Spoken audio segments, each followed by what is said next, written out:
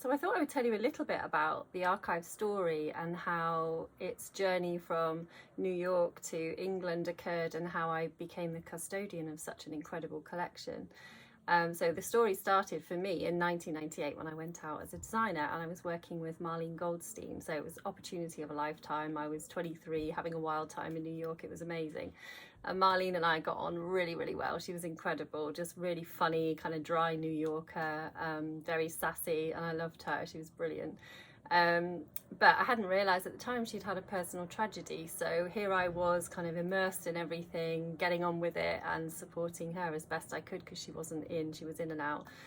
And just had a fantastic time. So my real love of archive pieces and just, you know, sitting there poring over these incredible hand-painted documents from sort of 1850 to 1950, so varied and organised in not in a traditional way, in the way that it would be all the florals in one pile, all the geos in one pile. So it was very much a design library. And we had Donna Karan nearby, Calvin Klein, Abercrombie would come up with his dog, and it was just an incredible time for me. So I went back to the UK after a few years. I was freelancing, I had children, and then I got a call out of the blue in, I think it was 2011, 2012. And Marlene had tracked me down. I think I was doing interiors and still had a love of vintage and antique textiles I was working with. So she'd sort of tracked me down and thought, aha, she's still loving textiles. And she got in touch, and after a really lovely kind of catch up and a couple of conversations later, she had said that she wanted to gift me this incredible archive. So you can imagine, I just literally had to pick myself up off the floor and just really take on that challenge, because it was a big challenge to get it back, but just so grateful and just so excited to be this custodian and to breathe new life into it, because Marlene had moved upstate, it'd been in storage for 6 years.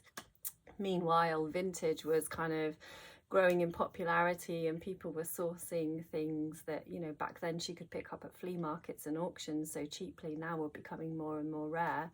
And here was this massive treasure trove of goodies in storage. So to cut a long story short, I headed over to New York, and I thought June would be a great time to go, but of course it was a blinding heat wave and it was 40 degrees C. And I was just like dying in the car with AC, because it was in a big sort of garage lockup. And I think Marlene and I threw up the shutters and both burst into tears, because there was just so much of it and such a little time. Really, I had about 4 days to pack it all up in 40 degrees C heat. So anyway, not to be deterred, I managed to pack everything up. I managed to survive the heat wave and get everything in one piece back to the UK, and it took me 6 months to sort everything out and kind of put it all in categories. I had to really learn the kind of print algorithms, which I talk about now. Back then were just sort of defining different eras, different artists, and it really took me 6 months, probably not even to catalogue, but just to sort everything out into a kind of working format, so it was more like a design library.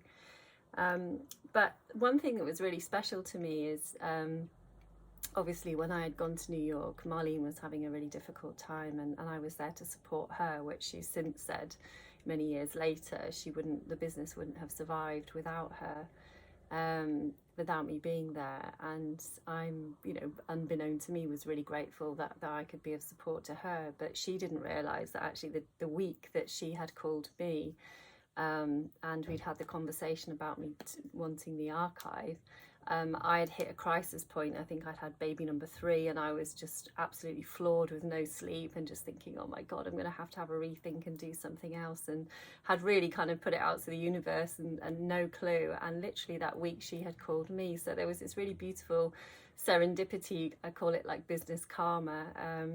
And I think for me, there's a real beauty and ethic in everything that I do, that we often, you know, go the extra mile or pitch or help people out, or especially growing businesses, or, you know, people going out on a bit of a whim.